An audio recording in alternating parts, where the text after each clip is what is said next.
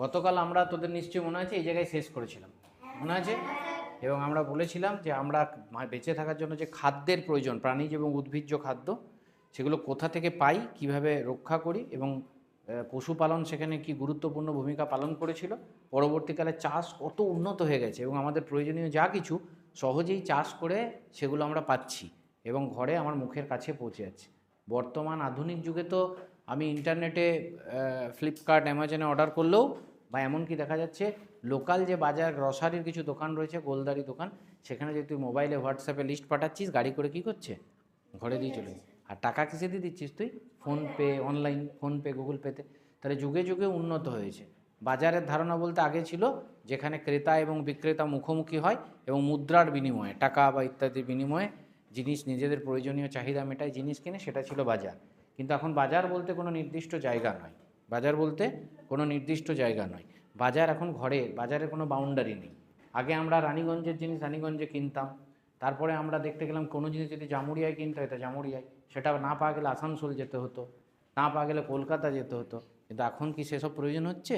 আমি বিদেশের দেশ তো আমার মানে শহর তো ছেড়ে দে, জেলা ছেড়ে দে, রাজ্যের যে কোনো জায়গা থেকে, এমনকি অন্য রাজ্য থেকে, এমনকি অন্য দেশ থেকে আমি অনলাইনের মাধ্যমে আমার কাছে জিনিস পৌঁছে যাচ্ছে। যাই হোক, সেগুলো নিয়ে পরে কখনো আলোচনা হবে। আমাদের কালকে এই পর্যন্ত আলোচনা হয়েছিল। আজ তারপরেও আমাদের বাকি থেকে গেছিলো আমাদের জীবনে জলের গুরুত্ব আছে, আমাদের জীবনে গুরুত্ব আছে আগুনের। তাহলে আজ আমরা জল নিয়ে এগোচ্ছি। তাহলে হচ্ছে কী লেখা আছে? জল। জল আমাদের পরিবেশ থাকবেই তো, আমাদের পরিবেশ বইটাকে কেন্দ্রে রেখেই এই আলোচনা হচ্ছে। এবং তোরা যেহেতু পড়াশোনায় ভালো, তাই চেষ্টা করা হচ্ছে তোদের সাথে আলোচনা সাপেক্ষে যতটা বেশি তথ্য বিজ্ঞানসম্মতভাবে তোদের সামনে দেওয়া যায়। এটা কিসের ছবি? এই লাইটটা আমি অফ করে দিই, কারণ তোদের বোর্ডটা দেখতে অসুবিধা হবে। এবার ঠিক আছে? জল, জলের ছবি। তাহলে বলছে জল ও পৃথিবীতে প্রাণ সৃষ্টি। জল না থাকলে কি পৃথিবীতে প্রাণ সৃষ্টি হতো? এখনও আমাদের পৃথিবীতে আমাদের যারা বড় বড় বিজ্ঞানী রয়েছে নানান দেশের, আমাদের দেশেরও, তারা নানান ধরনের স্যাটেলাইট প্রযুক্তির মাধ্যমে এটা দেখার চেষ্টা করছে অন্য গ্রহে বা উপগ্রহে কোথাও জল আছে কিনা। কেন চেষ্টা করছে না, দিন দিন আমরা পৃথিবী থেকে যা কিছু খনিজ দ্রব্য, যা কিছু আমরা বের করে ফেলছি। আমাদের বেঁচে থাকায় কয়লার একটা বিরাট আমাদের জীবনের উপর উপাদান আছে, তার থেকে তাপ বিদ্যুৎ তৈরি হচ্ছে দৈনন্দিন। আরও দৈনন্দিন জীবনে আমাদের কয়লা খনি অঞ্চলের লোকে তো বহুজন উনুন ধরছে কয়লা রেগুলার, হচ্ছে কি না? কিন্তু একদিন কি আর কয়লা থাকবে? শেষ হয়ে যাবে। তাহলে গাড়ি চলছে কি, সে পেট্রোলে, ডিজেলে, মানে খনিজ তেলে, সেগুলো কি একদিন থাকবে? শেষ হয়ে যাবে। তাহলে শক্তি তখন কোথা থেকে নেবো? এই পৃথিবীতে আমরা যে জীবনযাপন করছি তার জন্য প্রয়োজনীয় শক্তি কোথা থেকে সংগ্রহ করব। তাই বিজ্ঞানীরা কিন্তু সাথে সাথে দেখে যাচ্ছে যদি পৃথিবীর সব কিছু শেষ হয়ে যায়, একদিকে চেষ্টা চলছে যে এমনভাবে সমস্ত কিছু দৈনন্দিন জীবনে ব্যবহার করা যাতে কোনো জিনিস নষ্ট না হয় এবং আমাদের ভবিষ্যৎ প্রজন্ম যারা আসবে তারাও যেন আজকে আমরা যে জিনিসগুলো পেয়ে আনন্দ পাচ্ছি, নিজের জীবনকে সুন্দরভাবে অতিবাহিত করতে পারছি, তারাও যেন সেটা পারে। এটাকে ইংরেজিতে বলে সাস্টেনেবল ডেভেলপমেন্ট। কি বলে? হ্যাঁ, বড় হয়ে শিখবে এগুলো। ছোট ছোট শব্দ জেনে রাখলে নিজের প্রেজেন্টেশন স্মার্ট হয়ে যায়। তুই যখন কাউকে বোঝাবি শুনতে স্মার্ট মানে কি, মানে কম সময়ে সেই জিনিসটা সহজে বুঝিতে পারলি, অনেকগুলো শব্দ খরচ করতে হলো না। তাহলে এই পৃথিবী সৃষ্টিতে জলের অত্যন্ত বড় ভূমিকা রয়েছে, পৃথিবীতে প্রাণ সৃষ্টিতে। যে যে গ্রহে যদি কোনো বিজ্ঞানীরা খুব চেষ্টা করছে যে মঙ্গল গ্রহে একটা সুযোগ রয়েছে, চান্স রয়েছে, যে দেখেছিস তো মিশন মঙ্গল সিনেমাটা, ওখানে মঙ্গল গ্রহে ভারত এত কম খরচে যান পাঠিয়ে দিয়েছে, তাই না? সেখান থেকে ছবি তুলে তুলে মঙ্গল গ্রহের বিভিন্ন স্যাম্পেল আমাদের পাঠাচ্ছে, যেখান থেকে আমরা কি বুঝতে পারছি যে যদি জল পাওয়া যায় তাহলে কিন্তু ওখানে আবার প্রাণের বিকাশ হওয়ার সম্ভাবনা থাকবে। তখন পৃথিবী গ্রহের যদি অস্তিত্ব কখনো কোনো সংকটে আসে, তখন অল্টারনেটিভলি আমরা কি করব সেই জায়গায়। যেমন পৃথিবীতে ধর তুই একটা নদীর ধারে বাড়ি করে আছিস, নদীর বন্যাতে নদীর জল এমন এসছে তোর বাড়ি টাড়ি ভাসিয়ে নিয়ে চলে গেছে, তখন আমরা কি করি, অন্য কোনো একটা সুরক্ষিত জায়গায় নিজেকে শিফট করে নিই। তো যদি পৃথিবীতে, গোটা পৃথিবীতেই কখনো এই সিচুয়েশন হয়, গ্লোবাল ওয়ার্মিংয়ের জন্য বরফ গলে জল হয়ে, কতটা বরফ আছে পৃথিবীতে আমরা পড়বো আজকে, জল হয়ে যায়, তাহলে একমাত্র পৃথিবী এখন ধ্বংস হওয়ার কারণ একটাই, যদি গরম বাড়তে থাকে, যেটাকে বলা হয় আমাদের গ্লোবাল ওয়ার্মিং বা বিশ্ব উষ্ণায়ন, একমাত্র গাছ সেটাকে বাঁচাচ্ছে। ঠিক আছে? তাহলে এই গরম বেড়ে যদি বরফ গলে জল হয়, তাহলে জলের স্তর বেড়ে যাবে, তখন গোটা পৃথিবী জলের তলায় কী হবে, প্রাণীকুল এবং উদ্ভিদকুল ডুবে যাবে। ডুবে গেলে প্রাণের অস্তিত্ব শেষ হয়ে যাওয়ার সম্ভাবনা রয়েছে। ঠিক, তার জন্য আমরা কি করছি, একটা অল্টারনেটিভ গ্রহ খোঁজার চেষ্টা চলছে। যদি সেখানে প্রাণ পাওয়া যায় তাহলে সেখানে ধীরে ধীরে ধীরে ধীরে আমাদের যানবাহনের মাধ্যমে তোরা দেখবি ভবিষ্যতে পড়বি তোর ওই স্পেস এক্স বলে একটা প্রজেক্ট আমি দেখাবো তোদের ইউটিউবে, এলন মাস্ক করছে, রকেটে করে একদম চট জলদি জিনিস পাঠিয়ে দিচ্ছে এই চাঁদে, তো এখানে সেখানে এত স্পিডে। হ্যাঁ, টেকনোলজি এত উন্নত হচ্ছে, কেন করছে এগুলো, চেষ্টা কেন চলছে, যে যদি ভবিষ্যতে পুরো মানব প্রজাতিকে বা অন্যান্য প্রাণীদের এই গ্রহ থেকে স্থানান্তরিত করতে হয় সম্ভব হবে, কিন্তু করতে গেলে সেখানে কি থাকা আবশ্যিক, জল না থাকলে হবে না। কারণ আমরা আগের দিনও পড়েছি পৃথিবীর 70% জল, আমার শরীরের 70% আমার মাথার 70%, সেই জল না থাকলে শুকিয়ে গেলে সব কি হবে, সৃষ্টি শেষ হয়ে যাবে। এবার দেখ, যখনই জল পৃথিবীতে, জলের মিষ্টি জলের প্রধান উৎস কি, বৃষ্টির জল। বৃষ্টির জল, এবার জলের নানান ব্যবহার রয়েছে, তাহলে প্রথমেই আসছে বৃষ্টির জল। বৃষ্টি হচ্ছে আমাদের মিষ্টি জলের একমাত্র সোর্স, যে সোর্সের মাধ্যমে আমরা কি পাই, জলটাকে পাই। এবার দেখ বলছে জলের, বৃষ্টির জলের ব্যবহার আমাদের দৈনন্দিন জীবনেও জলের ইউজ আছে কি নেই, জল ছাড়া আমরা বাঁচতে পারবো কি, পারবো না। এছাড়া আমার মূলত জল প্রথম কী জন্য লাগে, হ্যাঁ, আমি যদি একটুখানি জল পাই, প্রথম ওটা দিয়ে কাপড় কাচবো না নিজে তেষ্টা মেটাবো, তাহলে আগে আমার প্রায়োরিটি, জলের নানান ব্যবহার রয়েছে, হ্যাঁ নানান ধরনের ব্যবহার রয়েছে, কিন্তু তাকে কোন কোন জিনিসটা সবচেয়ে বেশি গুরুত্বপূর্ণ সেই ব্যবহারটা করে বেঁচে থাকা দিয়ে পরের ব্যবহারগুলো আমাকে করতে হবে। দৈনন্দিন কাজে জল লাগছে, তাহলে দৈনন্দিন জীবনে জলের ব্যবহারে প্রথমে কি এসছে, তারপর তারপর চাষ করতে হবে, তো প্রথম জল তেষ্টা মেটালি, তারপর রেগুলার কাজ, চাষ হলে কি হবে, ফসল হবে, ফসল হবে তাহলে খেয়ে আমরা বেঁচে থাকতে পারবো, তারপর কি আসছে, শিল্পে, তাহলে কৃষিকাজে প্রথম, তাহলে প্রথম জল কোথায় দেবো, পানীয় জল, তারপর আমার দৈনন্দিন কাজে, তারপর কোথায় দেবো, তারপর বেঁচে থাকা যায়। এইভাবে আমি সাজাচ্ছি যে কোথায় জলের গুরুত্ব বেশি, ঠিক আছে।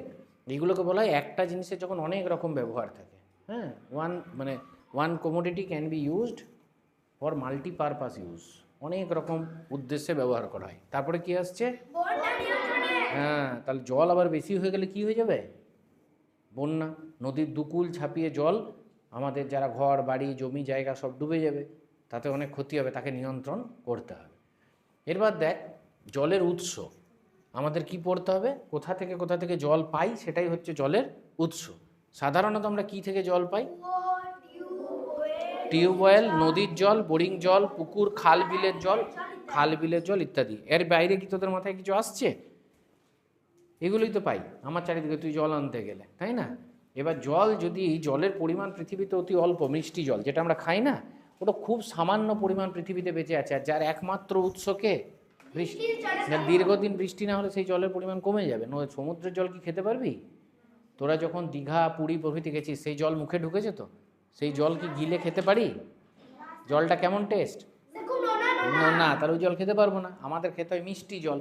তো মিষ্টি জল তো আর সমুদ্র থেকে পাওয়া যাবে না, নদী থেকে পাওয়া যায়, তাই আমরা নদীকে বাঁচাতে হবে, যাতে নদী বুঝে না যায়, গতিপথ রুদ্ধ হয়ে মৃত না হয়ে যায়, সেই নদীকে বাঁচিয়ে রাখতে হবে। কীভাবে বাঁচাবো, নদীর মধ্যে যে বাস্তুতন্ত্র তাকে বাঁচিয়ে রাখতে হবে। কেন বাস্তুতন্ত্র মানে, স্যার মানে এখন কিচ্ছু লিখবে না, শুধু শোনাই মন দাও, অ্যাটেনশনটা চারদিকে ভাগ হয়ে গেলে কিছু মনে থাকবে না। এগুলো তো আমি দিয়ে দেবো গুরুত্বপূর্ণ জিনিসগুলো গ্রুপে, আবার প্রশ্ন দেবো, উত্তর লিখে আনবে, মনে থাকবে এমনি।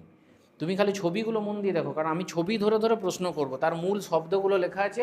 আমি যদি জিজ্ঞেস করি বলো তো পৃথিবীতে জলের মূল উৎস কী, তোমাকে বলতে হবে বৃষ্টির জল, তোমাকে বলতে হবে যে আমরা কোন জল পান করি, মিষ্টি জল, তোমাকে বলে জলের কী কী ব্যবহার বলো তো, না স্যার প্রথম জল তেষ্টা পেলে জল খাই, তারপর রেগুলার কাজে লাগে, চাষবাসে লাগে, শিল্পে লাগে, অতিরিক্ত জল হলে আবার, তাহলে বন্যাকে নিয়ন্ত্রণ করতে হবে। জল আমার উৎস কী কী বলো তো, তুই বললি কুয়ো, খাল, বিল, টিউবওয়েল, এসব, তাহলে তোর এখন এই দিকে মন দে, আর কোনো দিকে তাকাস না, হ্যাঁ।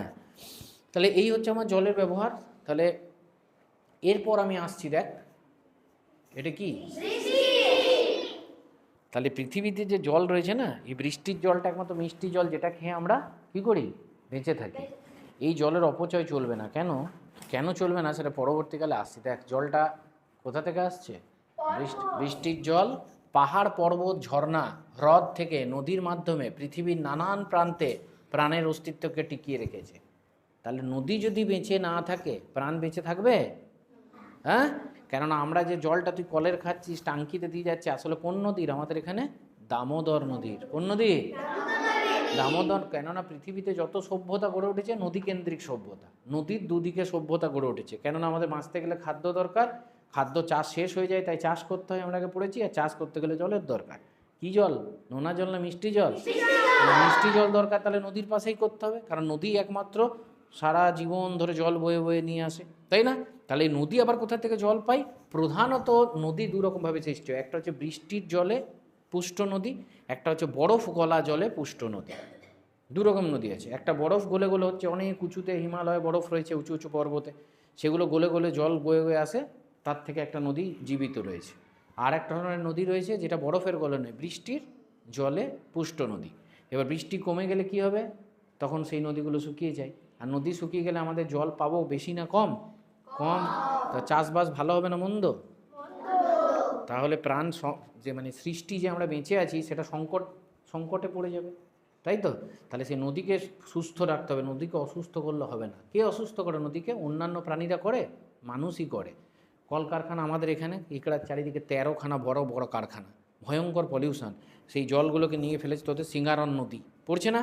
দিয়ে তোদের এখানে মানুষ কি করছে? এখানে মানুষ কি করছে? আন্দোলন করছে। কেন না? নদীকে কি করতে হবে? বাঁচিয়ে রাখতে হবে। কেন আন্দোলন করছে? কেননা কলকারখানা থেকে তৈরি জিনিস আমাদের জীবনকে, কথা বলুন, কলকারখানা থেকে তৈরি জিনিস আমাদের জীবনকে সুন্দর করতে, আরও সহজ করতে সহায়তা করে, কিন্তু বেঁচে থাকতে তোরই সাহায্য করে। বেঁচে থাকতে সাহায্য করে কৃষিকাজ থেকে যে জিনিসগুলো উৎপন্ন হয় এবং জল। এই জন্য জলকে আমাদের বাঁচিয়ে রাখা প্রাথমিক কর্তব্য। তুমি যতই উন্নতি করো, তোমাকে জলকে সবসময় ঠিক রাখতে হবে। তাহলে সেই নদীকে পরিচ্ছন্ন রাখতে গেলে সেখানে কারখানা থেকে যে ওয়েস্ট মেটেরিয়াল, বর্জ্য পদার্থ ধুমধাম করে গাদা গাদা নদীতে ফেলা হচ্ছে, তার ফলে নদীর মধ্যেও তো বাস্তুতন্ত্র আছে, নদীর নিচে শৈবাল আছে, নদীর মধ্যে অনেক ব্যাকটেরিয়া বেঁচে থাকে, নদীর মধ্যে মাছ আছে, আরও অন্যান্য বহু প্রাণী আছে। আমি আগের দিন আমরা কি শিখেছি? প্রত্যেকটা প্রাণীরই আমাদের জীবনের সাথে কোথাও না কোথাও সম্পর্ক আছে। তারা শেষ হয়ে গেলে একটা সময় আমরাও কি হব? শেষ হয়ে। মাছ শেষ হয়ে গেলে মাছ খেতে পাবি না, হবে কি না? মাছ শেষ হয়ে গেলে জলের পোকা কে খাবে? তখন জল আরও নোংরা হয়ে যাবে। তাহলে জল যত নোংরা হয়ে যাবে সেই জলে আমরা পান করার উপযোগী থাকবে? থাকবে না। তাহলে সেই জল খেলে আমরা অসুস্থ হয়ে যাব। তাই নদীকে পরিষ্কার রাখতে হবে, এবং আমাদের স্থানীয় যে পুকুর, ডোবা, খালবিল অকারণে সেগুলোকে নোংরা করলে হবে কি? হবে না। এইবার দেখ প্রাণের অস্তিত্ব কি বলছে। এই যে পৃথিবীর নানান প্রান্তে নদী জল পৌঁছে দিল, এবার সেই জলে প্রথম সৃষ্টি হলো ব্যাকটেরিয়া, তারপর কে এলো? মাছ, ব্যাঙ, প্রাণী। তাহলে প্রথমেই কি মানুষ হয়ে গেছিল? না, একদম প্রথম কী হয়েছিল? এককোষী ব্যাকটেরিয়া হয়েছিল। এগুলো কি ব্যাকটেরিয়া কি ইত্যাদি, এগুলো এখন আমি ডিটেলিংয়ে যাচ্ছি না, উঁচু ক্লাসে পড়বি, 6-এ গিয়ে পড়বি হয়তো, 5-6-এ গিয়ে। তারপরে মাছ এলো, ব্যাঙ এলো। ব্যাঙ জলেও থাকতে পারে, স্থলেও থাকতে পারে। তাহলে কীভাবে লিঙ্ক তৈরি হচ্ছে? তার থেকে কী হলো? বিভিন্ন প্রাণী সৃষ্টি হলো। সেই প্রাণীর কারো ডানা তৈরি হলো, তারা কি শুরু করলো? উড়তে। কেউ বুকে হেঁটে চলে, সরীসৃপ। কেউ 2 পায়ে চলে, কেউ 4 পায়ে চলে। তাহলে এখান থেকে ডিফারেন্সগুলো তৈরি হচ্ছে। কিন্তু সবার চলার জন্যই প্রথম কী লেগেছে? জল। এবার পানীয় জলের নানান উৎস, এটা কিসের ছবি? ঝর্ণা। মনে রাখবে, পৃথিবীর বিশুদ্ধতম জল হচ্ছে কিসের জল? পৃথিবীর বিশুদ্ধতম জল। এখন লিখতে হবে না, এখন লিখতে হবে না, এখন এইদিকে দেখো, এটা মন দিয়ে দেখো, ঠিক আছে? যখন আমি বলবো তখন লিখবে। বিশুদ্ধতম জল কোনটা? ঝর্ণার জল। গেছিস কেউ ঝর্ণা কাছাকাছি? দেখিস নি? আমাদের খুব কাছাকাছি ঝর্ণা আছে। একটা তো শুশুনিয়াতে গেলে ছোট্ট ঝর্ণা দেখতে পাবি, আর কাছাকাছি এইখান থেকে তুই যদি চলে যাস 90-100 কিলোমিটার, উশ্রী নদীর ঝর্ণা দেখতে পাবি, যেটা সহজ পাঠ বইয়ে পড়েছিস, শুনেছ বজ্রের শব্দ, পড়েছিস না এটা? হ্যাঁ, উশ্রী নদীর ঝর্ণা দেখতে যাব, দিনটা বড় বিশ্রী। হ্যাঁ, ওইটা, ওই উশ্রী নদীর ঝর্ণা আমি মোবাইলে দেখাবো, আমার কাছে আছে। আবার এদিকে তোর ভাটিন্ডা ফলস বলে আছে, ঝর্ণাকে ইংরেজিতে বলে ফলস। যাই হোক, ঝর্ণার জল হচ্ছে সবচেয়ে শুদ্ধ জল, ঠিক, খুব বিশুদ্ধ জল। ঝর্ণা ছাড়া আর কি দেখতে পাচ্ছিস? পুকুর দেখতে পাচ্ছিস, আর কুয়ো দেখতে পাচ্ছিস, আর দেখতে পাচ্ছিস। তাহলে পানীয় জলকে আমরা কি জল বলি? কি বলি? মিষ্টি জল বলি। তাহলে বর্তমানে আমরা বিশুদ্ধ নিরাপদ পানীয় জল পান করি। কিভাবে পান করি? আগে আমরা তাহলে এই স্লাইডের সোর্সগুলো দেখে নিলাম, যে কোথা থেকে মোটামুটি আমরা জল সংগ্রহ করি বা পাই। আর তারপরে দেখছি বিশুদ্ধ জল পান করি। তাহলে বিশুদ্ধ জল পান করে যে আমার কী লাগে? ফিল্টার। এখন অনেক উন্নত ফিল্টার চলে এসছে, দেখ এরকম এসছে, অনেকের ঘরে আছে না? আছে না? অনেকের ঘরে আছে। তাহলে কি লিখছে দেখ, নানান পদ্ধতিতে বর্তমানে বিশুদ্ধ নিরাপদ পানীয় জল আমরা সংগ্রহ করে থাকি। তার মধ্যে দেখবি এই ফিল্টারটা প্রায় সবার ঘরেই আছে, আছে না? আছে? তা ফিল্টার কি করে? এই যে ক্যান্ডেল বলে, এগুলোকে কি বলে? এই ক্যান্ডেল এই যে কাজটা করছে, ক্যান্ডেল এটা দিয়েই তৈরি। এটা হচ্ছে একটা হাতে নির্মিত ফিল্টার, তোরা নিজেরাও ঘরে বানিয়ে টেস্ট করতে পারিস। সেটা হচ্ছে কিভাবে তৈরি করা হয়েছে। ধর একটা নিলি, কোনো পাত্র নিলি, যদি সেটা দেখা যায় চারিদিকে আরও সুন্দর হয়, সেই পাত্রের মধ্যে একদম নিচ টাইপ একটা ফুটো আছে, সেখানে একটা ক্লথ দিয়ে দিলাম, মানে কাপড়, গেঞ্জি কাপড় টাইপের কাপড় দিয়ে দিলি, টি শার্ট ফিশার্ট। তার উপরে দিলি নুড়ি, ছোট ছোট গুঁড়ো গুঁড়ো যে বালি থেকে নুড়ি পাওয়া যায় ওটা। তারপরে দিলি কাঠ কয়লা, কয়লাকে ভালো করে ধুয়ে পরিষ্কার করে কিছুটা। তারপরে দিলি তুলো, তার উপরে দিলি বালি ধুয়ে পরিষ্কার করে। তার উপরে দিলি ছোট ছোট নুড়ি পাথর, একদম ইয়েতে যেগুলো পাওয়া যায় নদীর ধারে, তারপর বড় নুড়ি পাথর দিয়ে উপরে আবার একটা গেঞ্জি বা যে তোর সুতির কাপড়। এইবার তুই ধর এখানে ডার্টি ওয়াটার মানে নোংরা জল ঢাললি, সে প্রথম ছাঁকা গেল, তার থেকে অনেক নোংরা আটকে গেল। বাকি এর মধ্যে দিয়ে যেতে যেতে বাকি নোংরা শুধু আটকাচ্ছে তা নয়, খনিজ যে পদার্থগুলো রয়েছে তাদের গুণও জলে আছে, যেটা আমাদের শরীরে গিয়ে লাগে। যেমন গাছ মাটি থেকে সরাসরি খনিজ পদার্থ, খনিজ লবণ সেগুলো টেনে নিতে পারে শিকড় দিয়ে, আমরা তো পারি না। আমরা জলের মাধ্যমে সেটা শরীরে আসে, গাছেরও জলের মাধ্যমেই যায়, আমাদেরও জলের মাধ্যমেই আসে। তাহলে জলের মাধ্যমে যখন আসে, এইগুলো মিশে মিশে আসছে, একদিকে পরিশুদ্ধ হচ্ছে, আবার এর মধ্যে যে খনিজ পদার্থ আছে সেগুলো এর সাথে যুক্ত হচ্ছে, দিয়ে নোংরা জলটা কি হলো, পরিচ্ছন্ন জল হয়ে এখান থেকে বেরোলো বেটার ওয়াটার। যা নোংরা ছিল তার থেকে অনেক কী হলো, পরিষ্কার। এবার এটা আমি কিন্তু পান করলে আমার শরীর খারাপ হবে না, এটাকে বলে ফিল্টার। কি বলে? এখন দেখ এই যেমন আরও মানে রিভার্স অসমোসিস, ইউভি, আলট্রাভায়োলেট, এরকম করে অনেক রকমের ফিল্টার রয়েছে, বিভিন্ন জনের ঘরে বিভিন্ন ফিল্টার আছে। আমি ছবিটা দিয়েছি যাতে তোদের ধারণা পরিষ্কার হয়। তারপর যে জলটা পেলে কেমন হয়েছে, এবার এটা খেতে মন যাবে। পরিষ্কার পরিচ্ছন্ন চকচকে কাঁচের গ্লাসের মধ্যে ঢালা আছে জল। এই হলো পানীয় জলের উপযোগী হলো। তাহলে ডার্টি ওয়াটারটা লাস্টে কী হলো, ক্লিন, পরিচ্ছন্ন, তাহলে বিশুদ্ধ নিরাপদ পানীয় জল পরিণত হলো। তাহলে আমরা আজকের আলোচনা শুরু করেছিলাম কোথা থেকে, জলের উৎস কী, আমরা মিষ্টি জল খেয়ে থাকি, এর সাথে সাথে আমরা শুরু করলাম যে সেই জল কোথা থেকে পাই, জলের ব্যবহার কী, তারপর আমরা কোথায় চলে এলাম, ফিল্টারের মাধ্যমে কীভাবে জল ব্যবহৃত হয়। তারপর এবারে চলে এসেছি, দেখ কেমন ভালো লাগছে, অভিক ভালো লাগছে, ভালো লাগে না? দেখ, পৃথিবীর মোট জলের 97% কি, মোট জলের 97% হচ্ছে সমুদ্রের নোনা জল। তাহলে 97% মানে হচ্ছে, ধর এই টিভিটা 100%, এই বোর্ডটা, এর 97% মানে এইখান থেকে এতটা তুই ঘিরে দে, এতটা নোনা জল, তাহলে বাঁচলো কতটুকু মিষ্টি জল, এইটুকু। সেই মিষ্টি জলের এবার কি বলছে দেখ, বাকিটুকুর বেশিরভাগই কি আছে, বরফ হয়ে পর্বতের চূড়ায় জমে আছে বরফ হয়ে, ও সামান্য মিষ্টি জল ঝর্ণা, হ্রদ, নদীর মাধ্যমে আমাদের কাছে পৌঁছয়। এই কোণে এইটুকু নিয়ে এইটুকু হচ্ছে মিষ্টি জল, বাকিটা হয় বরফ নয় নোনা জল। তাহলে আমাদের জল বাঁচাতে হবে না, বাঁচাতে হবে না?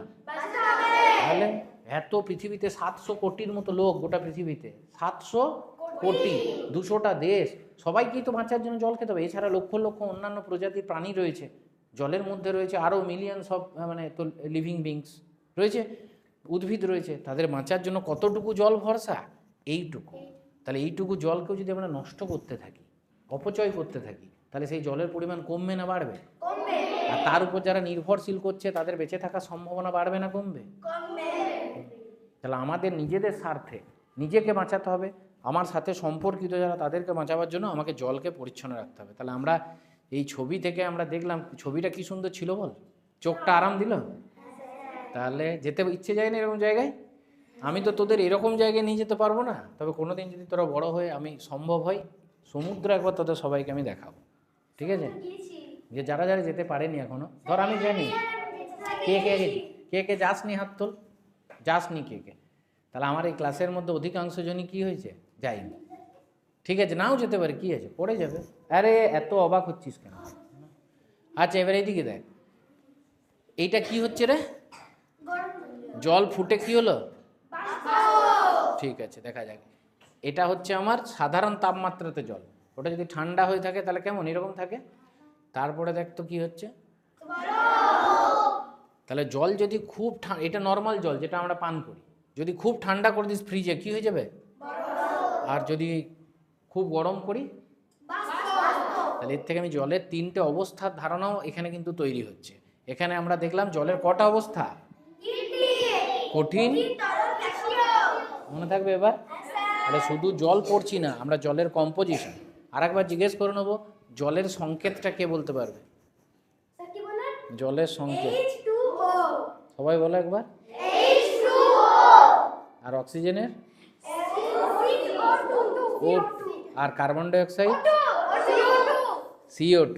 কার্বন সি, কার্বনটা ধর না সি, আর ডাই অক্সাইড O2, তাহলে কার্বন ডাই অক্সাইড। আর অক্সিজেন O2, আর জল হয়ে গেল। এটা নতুন কটা জিনিস জেনে গেলাম, বেশ ভালো লাগবে। তাহলে আমরা জল পড়তে গিয়ে কি কি এত কিছু তো শিখলাম, তার সাথে কি শিখলাম? জলের 3টে অবস্থা। কটা অবস্থা মনে রাখবো? লিখিস না এখন অদ্রিজা, ছাড় পেনগুলো, মনটা এইদিকে দে, সোজা বসে স্ট্রেট, অ্যাটেনশন দে, পিঠ সোজা কর, মেরুদণ্ড সোজা কর। এই বয়স থেকে বুড়ো হয়ে যাস না। আমি যদি ঘন্টার পর ঘন্টা দাঁড়িয়ে পড়াতে পারি এই বয়সে, তোরা একটু সোজা হয়ে বসতে পারবি না? মেরুদণ্ড সোজা, ধীরে ধীরে শ্বাস নে, শ্বাস ছাড়, আর ফুল ফোকাসড এখানে থাক, মনকে শান্তও কর।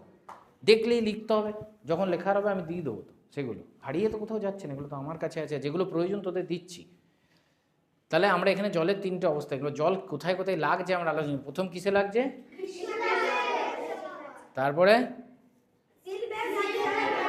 এইটা কোথাও দেখেছিস কি আমাদের আশেপাশে? জিটি রোড দিয়ে যদি দুর্গাপুরের দিকে যাস তাহলে দেখেছিস, দেখবি ডান দিকে অন্ডালে আর ডিএসপির এই টাওয়ারগুলো দেখা যায়। এগুলোকে বলে ব্রয়লার, দেখা যায়। এটা শিল্পের কাজে লাগে, তাপ বিদ্যুৎ বা ধর লোহা আকারিক স্টিল প্লান্ট তাদের ওখানে থাকে, ঠিক আছে? হাত নামিয়ে দাও, শিল্পের কাজে। আর এইবার এখানে কোথাও গেছিস? কোথায় কোথায় নাম বল দেখি।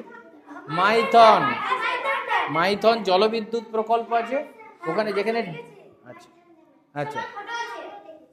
এবার যেখানে ড্যাম, ড্যাম সেটাকে বাংলায় বলে বাঁধ। কি বলে? মানুষ নিজের উন্নতির স্বার্থে, নিজের সভ্যতাকে টিকিয়ে রাখার জন্য নদীর গতিপথকে ঘুরিয়ে দিয়ে নদীর পথে বাঁধ তৈরি করে।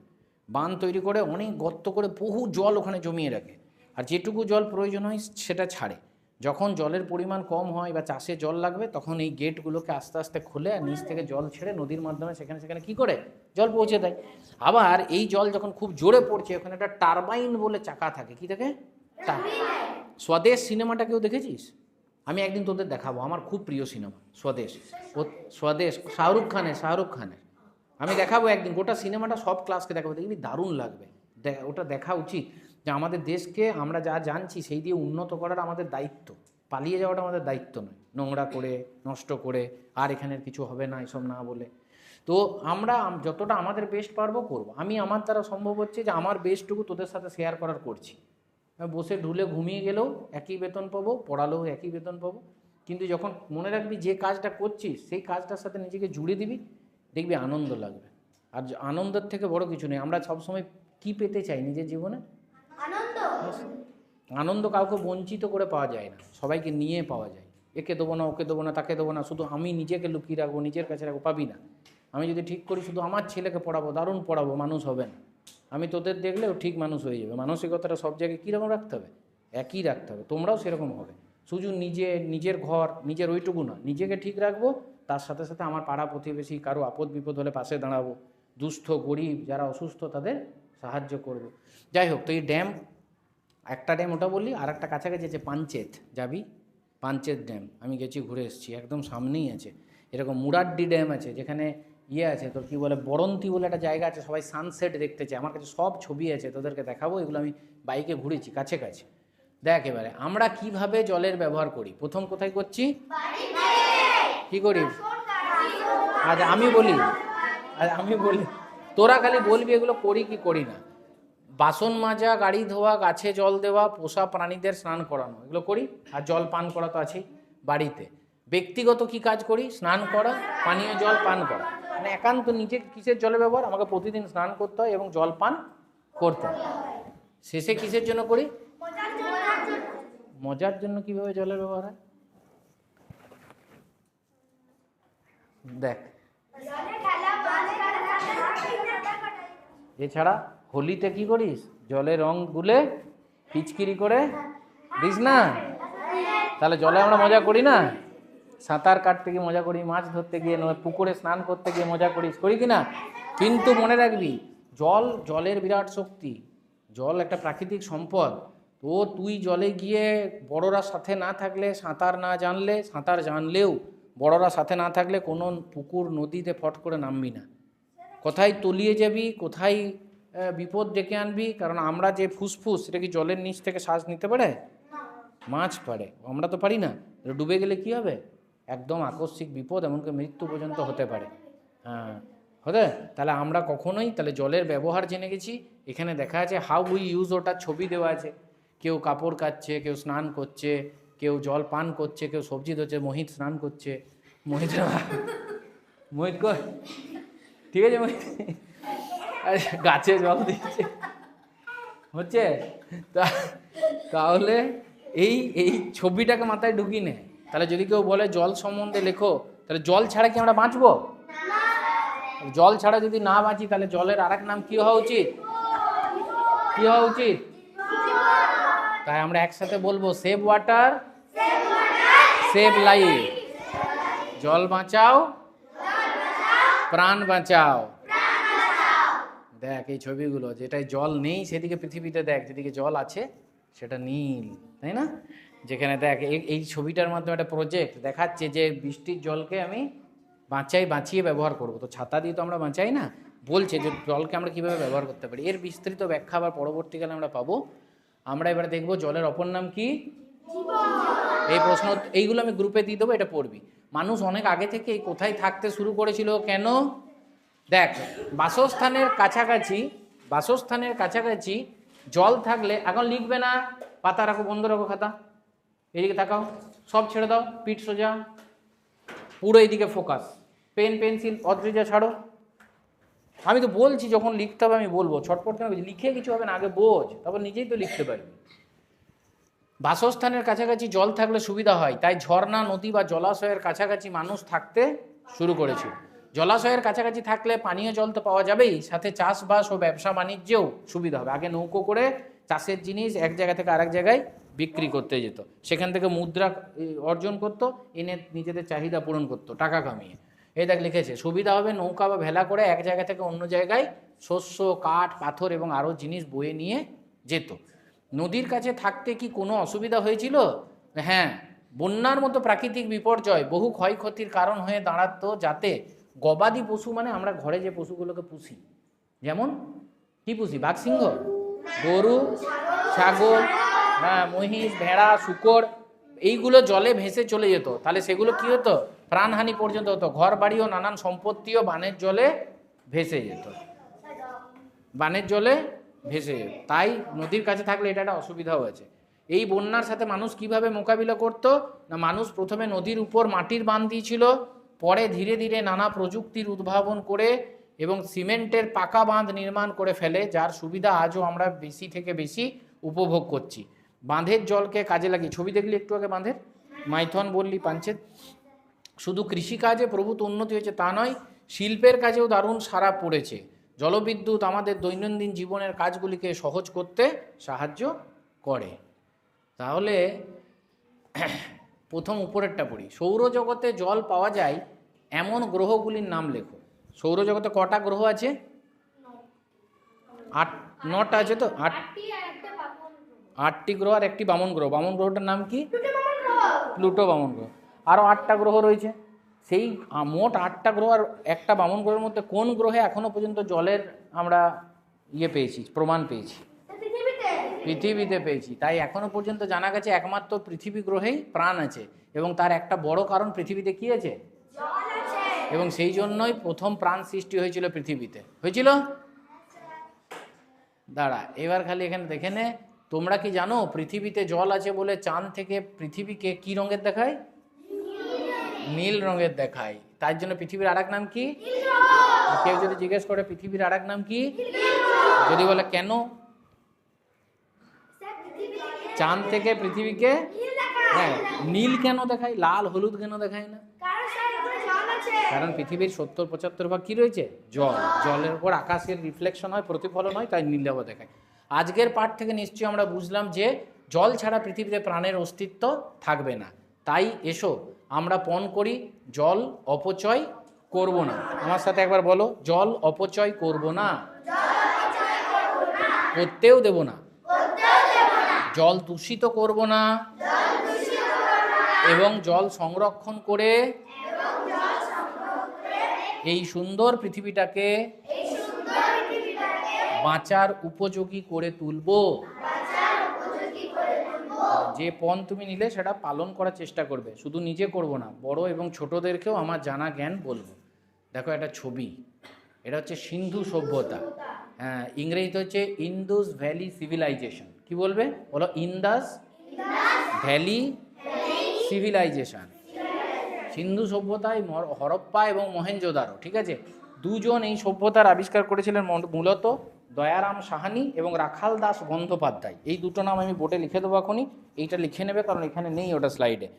তাহলে যদি বলে কে সিন্ধু সভ্যতা হরপ্পা মহেঞ্জোদারোর আবিষ্কার কে করলো প্রথম, না 1921 সালে দয়ারাম সাহানি এবং 1922 সালে তোমার রাখাল দাস বন্দ্যোপাধ্যায়, উনারা প্রথম আবিষ্কার করেন। তাহলে স্যার কী স্যার সিন্ধু সভ্যতা কী জিনিস? দেখ, হাজার হাজার বছর আগে এইগুলো তৈরি করেছে। ইট বলেছিলাম, ইট দিয়ে দেখ কী করেছে, নগর তৈরি করেছে। ভাবা যায় তখনকার দিনে কোনো মেশিন ফেসিনের প্রমাণ আমরা পাইনি, তাহলে হাতে করে সব করেছে। কীভাবে কী প্রযুক্তিতে করেছে এখনও পর্যন্ত আবিষ্কৃত হয়নি। বড় বড় মন্দির, বিশাল বড় বড় ধর্মপীঠ, বিশাল বড় বড় স্টেডিয়াম, তোর বাথরুম পায়খানা নালি তৈরি করেছে জল বেরিয়ে যাওয়ার জন্য। কীভাবে করেছে? ব্যবসা বাণিজ্য করতো তার প্রমাণ পাওয়া যাচ্ছে, নৌকো ছিল, চাষ করতো তার প্রমাণ পাওয়া যাচ্ছে। কেননা কী ছিল? ধান যব গম স্টোর করার জন্য গুদাম ঘর ছিল, সেগুলো নৌকো করে নিয়ে গিয়ে এক জায়গা থেকে আরেক জায়গায় বিক্রি করতো। সেখান থেকে মুদ্রা পাওয়া গেছে, আমরা যেমন টাকা ব্যবহার করি সেখানে সোনা বা রূপোর মুদ্রা পাওয়া গেছে, দেবদেবীর নানান ছবি দিয়ে ছাপা। তাহলে তখনকার সভ্যতা আর এখনকার সভ্যতার মধ্যে খুব একটা পার্থক্য নেই, বরঞ্চ তখন এত দূষণ ছিল না। তাহলে এখান থেকে আমাদের জানতে হবে এত উন্নত সভ্যতা এত পূর্বে কারাই বা করেছিল আমাদের পূর্বপুরুষরা।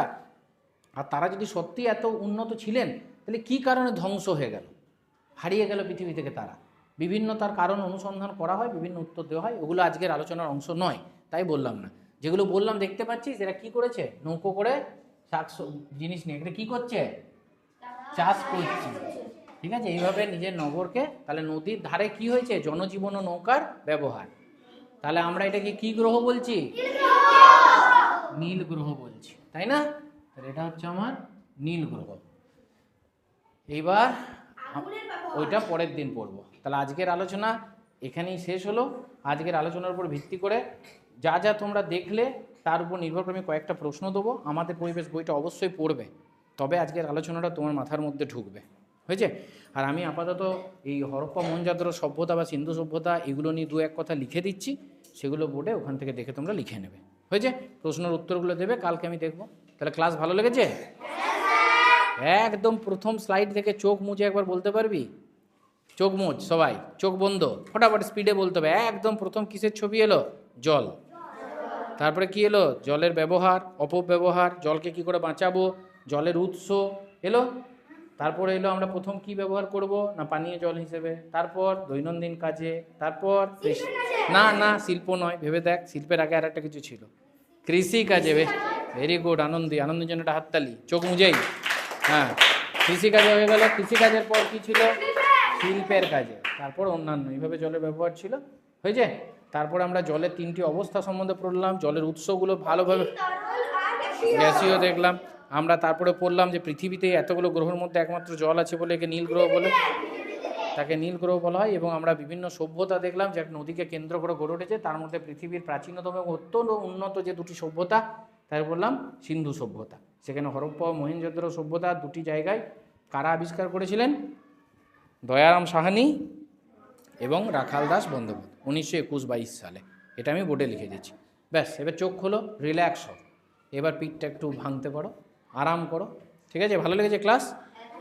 ঠিক আছে। দেখো তোমাদেরকে কি বললাম যে হরপ্পা মহেঞ্জোদারো সভ্যতার ছবিগুলো তোমরা দেখলে, অত্যন্ত উন্নত নগর, যেগুলোতে এত প্রাচীনকালেও ঘর বাড়ি ইটের ব্যবহার, স্বাস্থ্যকেন্দ্র, ব্যবসা বাণিজ্য, প্রয়োগ প্রণালী মানে নালা এসব ছিল। সেটা আমি খালি ইনফরমেশন লিখে নাও যে কারা এটা আবিষ্কার করেছিলেন, দয়ারাম সাহানি ও দাস বন্দ্যোপাধ্যায়। এই দুটো নাম একটু মনে রাখতে হবে, এটা বোঝার কিছু নেই। এই জিনিসগুলো তথ্য, এগুলো মুখস্থ করে নিতে হবে, বারবার পড়লে মনে থাকবে। আর বাকি যেগুলো পড়লাম ওগুলো মনে থাকবে, তুমি নিজে তার এগেনস্টে যা প্রশ্ন আসবে উত্তর তৈরি করে লিখতে পারবে। এটা তাড়াতাড়ি লিখে নাও। তারপরে একটা ছোট ভিডিও দেখাচ্ছি। হরপ্পা মহেঞ্জোদারো নিয়ে বললাম, সেই নিয়ে একটা ছোট্ট ভিডিও একটু 2 মিনিট খালি দেখাচ্ছি, তারপরে লিঙ্কটা আমি শেয়ার করব, ঘরে দেখবে। Freshwater streams like rivers have always played an important এখানে role ইংরেজি in বলছে, আমি developing বাংলায় human বুঝিয়ে দিচ্ছি। civilization on Earth. That is why the Egyptian, Babylonian, and Chinese civilizations developed on the banks of rivers like the Nile, Tigris, and Euphrates, and the Wanga. Tigris Euphrates নদীর ধারাও এরকম সভ্যতা। Civilization contemporary to those civilizations arose in India. বলছে ইন্ডিয়াতেও এরকমভাবে কি হয়েছিল, সভ্যতা হয়েছিল, সভ্যতা উদাহরণ নিদর্শন পাওয়া যায়। This civilization, which developed in the basins of the Indus River and another lost river called the Saraswati in present-day southwestern Pakistan, বলছে এটা সিন্ধু নদীর তীরে ভারতবর্ষে এই সভ্যতা গড়ে উঠেছিল। is the Indus Basin civilization or the Harappan civilization. Although it was কিসের contemporary, ছবি? আমরা আগে আলোচনা করেছিলাম না, যখন ইট চলে এলো মানে সভ্যতার একটা নতুন ধাপে আমরা পা রেখে দিয়েছি। হ্যাঁ, আর বারবার দেখবে এখানে ইংরেজিতে সিভিলাইজেশন বলছে, তার মানে সভ্যতা। বাকি আমি বোঝাচ্ছি। with the Egyptian and Babylonian civilizations, according to the মানে research, বলছে মিশরেও এই ধরনের সভ্যতা টাইগ্রিস এবং ইউফ্রেটিস নদীর তীরে হয়েছিল, তাহলে ওখানেও দেখা যাচ্ছে নদীর তীরেই হয়েছিল। আবার ভারতবর্ষ কোথায় দেখা গেল? নদীর তীরেই। তাহলে নদী আমাদেরকে বেঁচে থাকার জন্য রসদই দেয় না, নদীমাতৃক সভ্যতা। ভারতবর্ষে প্রচুর নদী, তাই নদীর ধারে ভারতবর্ষের সভ্যতা তা গড়ে উঠেছিল। scientists, this Harappan civilization was as innovative as it was advanced compared to other civilizations due to several unique features. বলছে অন্যান্য দেশের যে সভ্যতা দেখা যায় তার তুলনায় আমাদের দেশে যে সিন্ধু সভ্যতা সেটা একেবারে ইউনিক, একদম অন্যরকম। বহু কিছু এখানে এমন আধুনিক ব্যাপার দেখা গেছিলো যা অন্যান্য দেশের সভ্যতার যে ধ্বংসস্তূপ পাওয়া গেছে সেখানে তার প্রমাণ পাওয়া যায়। In today's video, I will tell you in detail about this Harappan civilization. Dear viewers, Deck, let's learn more Harappa. about the Harappan civilization and Mohenjo-Daro in this episode without further delay. A vast area of South দেখ, এটা হরপ্পা সভ্যতা। India, long and wide, has দেখ, some writing on the তোদের বললাম না দেবদেবী পশু এদেরকে খোদাই করে ওদের ইয়েগুলো রাখতো। দেখ, পেয়েছিস দেখতে? Mohenjo alphabet. আলফাবেট মানে তারা লিপির আবিষ্কার করেছিল। আমরা যেমন লিখছি ইংরেজিতে, বাংলাতে, হিন্দিতে, তো হরপ্পা সভ্যতা তো লিপির আবিষ্কার করেছিল এবং লিখে ছবি আঁকতো। Next to the writing, a picture of a strange animal was engraved. বলছে দেখা যাচ্ছে একটা স্ট্রেঞ্জ অ্যানিমেল, মানে একটা আশ্চর্য রকমের প্রাণীর ছবি এনগ্রেভ করা আছে, মানে খোদাই করা আছে পাথরে, দেখা যাচ্ছে তার উপর অনেক কিছু লিপিতে লেখা আছে। The face of the animal depicted on each tablet was different. দেখ, প্রত্যেকটাতে মুখগুলো আলাদা। The animal resembling a unicorn, a mythical creature with a horn, was depicted on the largest number of tablets. বেশিরভাগ দেখা যাচ্ছে, দেখ হাতি ঘোড়া নানান ছবি পাচ্ছিস, ওখানে এক ইউনিকর্ন মানে একটা ওই এইখানে মাথার এখান থেকে একটা শিং বেরিয়েছে, একটা ঘোড়া, তার ছবি এখানে বিভিন্ন ট্যাবলেটে দেখা যাচ্ছে যেখানে খোদাই করা আছে। These objects left British anthropologists in awe. They formed an organization দেখ, called ঘুরে the বেড়াচ্ছে, দেখ। Archaeological Survey of India to discover the source of the tablets and gain knowledge about the people who made them. The organization's research led to the discovery of an ancient settlement in the Harappa area of Punjab. পাঞ্জাবের হরপ্পা এরিয়াতে দেখ এই British এরা রয়েছে, আরও আগে দয়ারাম সাহানি এবং রাখাল দাস বন্দ্যোপাধ্যায় যাদের নাম পড়লাম, তারা ঘুরে ঘুরে এটাকে আবিষ্কার করেছে। তারপর এরা এসছে তার উপরে আরও রিসার্চ করতে।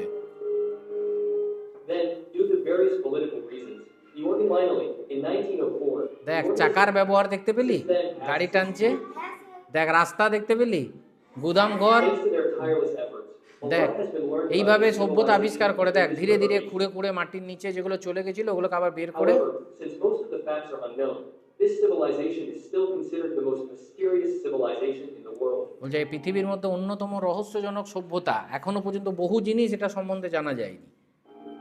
The agri- At that time, দেখ along with the এখানে দেখতে পাচ্ছিস সিন্ধু নদী, ইন্দুস রিভার, এটা সিন্ধু নদীটা, তার এইদিকে কি হরপ্পা, আর এখানে কে মহেঞ্জোদারো। এটা কি হরপ্পা, এটা নদীকে কেন্দ্র করে সভ্যতা গড়ে উঠছে। this river, another river called Saraswati also flowed through this basin.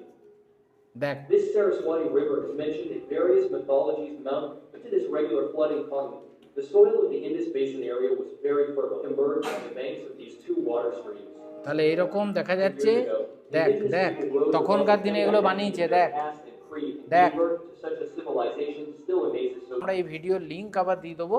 আমি তোমাদের এটা বলছি যে এইখানে ক্লাস শেষ করছি, তোমাদের টিফিনের সময় হয়ে গেছে। আমি শুধু ভিডিওটা কেন জুড়লাম, আমরা যে ছবিতে আলোচনা করলাম তার অস্তিত্ব আছে, সেটা তোমাকে প্রমাণ করলাম। হিউম্যান ব্রেন নইলে অ্যাকসেপ্ট করতে চায় না যে যেটা পড়ালো স্যার সেটা কি সত্যি না মিথ্যা। স্যার বলছে মানে সত্যি, ঠিক আছে, কিন্তু আমারও দায়িত্ব যে ওটা সত্যি সেটা প্রমাণ করা। সেটা তোমাকে ভিডিওর মাধ্যমে দেখিয়ে দিলাম। হরপ্পা মহেঞ্জোদারোর অস্তিত্ব ছিল, এবং অস্তিত্ব থাকার মূল কারণ কোন নদী? সিন্ধু নদী। তাই ওই সভ্যতার আরেকটা নাম কি? ইন্দাস ভ্যালি সিভিলাইজেশন বা সিন্ধু সভ্যতা। সেখানে সিন্ধু নদীকে কেন্দ্র করে হরপ্পা এবং মহেঞ্জোদারোতে দুটি নগর তৈরি হয়েছিল। পৃথিবীর ইতিহাসে প্রাচীন যে সভ্যতা তার মধ্যে এটি অন্যতম। ভালো লেগেছে?